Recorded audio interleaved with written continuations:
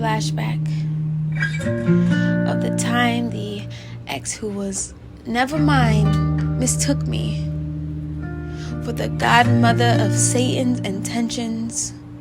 He suffocated my epiphanic accountability beneath the confines of his projections, never offering a heart, nor a hug, nor a hand, but a smug which said my tears of sorrow will stain his pretty brown cocoa-coated skin, as if his skin is made of heaven, as if heaven hadn't made known we were formed of the same dirt, the way God pulled me out from his rib and said, within you, my child, a piece of he will always live. He said, in me, a piece of he would always live. A piece of he will always live. A piece of he is a piece of him, and a piece of they is a piece of them. And then he looked to him and said, that piece of her will always be a reflection of what you give. And at first I was lost, because I felt like I gave everything.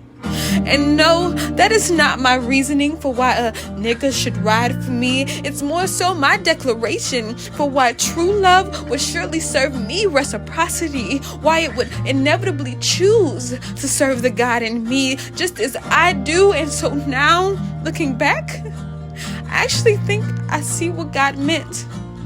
See, because sometimes the gift of free will feels like an interest fee on his promises, and sometimes pure intentions and bad timing end up being a blueprint for how to deconstruct our destiny, sometimes increasing the probability of perfect just exceeds the nature of a man's capacity. So I would never call my father a liar, but I know a whispering reassurance of a husband when I hear it, for I have collected threads of security from the cushioning blankets of Christ just to call every bed we lie in together holy. So excuse me if I have a hard time understanding the disconnect between love and choice, between these words and my voice, between my mental health and my pride, as I self-love my mind into this perpetually idealistic tide that leaves me wallowing in the waves of our chemistry until I find myself washed up on the shores of his insecurities long before he decides his only means of survival calls me to be his sacrifice.